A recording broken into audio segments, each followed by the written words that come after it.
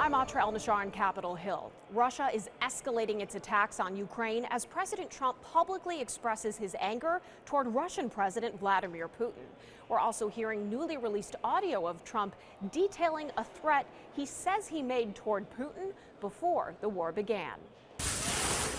Ukraine in recovery mode Wednesday after what President Volodymyr Zelensky confirms is the largest aerial assault in a single day since the start of the war. Following Russia's attack, Zelensky says in a translated post, this is yet another proof of the need for sanctions, biting sanctions against oil, which has been fueling Moscow's war machine with money for over 3 years of the war. Secondary sanctions on those who buy this oil and thereby sponsor killings. After months of lobbying the White House, Republican Senator Lindsey Graham says he finally has Trump's support for his bipartisan sanctions bill that, among other penalties, would impose a 500% tariff on goods from countries that buy Russian energy. That it is powerful, scorching, bone-crushing sanctions on China and India for buying Russian oil and fueling Russia's war machine.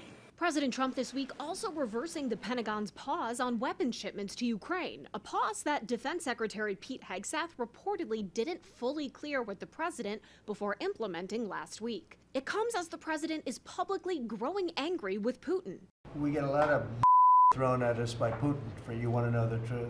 He's very nice all the time, but it turns out to be meaningless. In another newly revealed moment of the president being candid about Putin, authors of the new book, 2024, How Trump Retook the White House and the Democrats Lost America, obtained this audio of then-candidate Trump during a campaign fundraiser in May last year.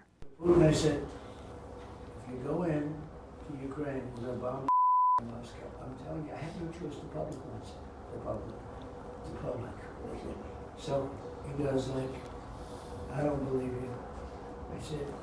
He said, no way, and I said, way. On Wednesday, leaders of both the House and the Senate said that they're ready to proceed with the sanctions bill potentially before lawmakers leave town for their extended August recess. On Capitol Hill, I'm Atra El-Nashar.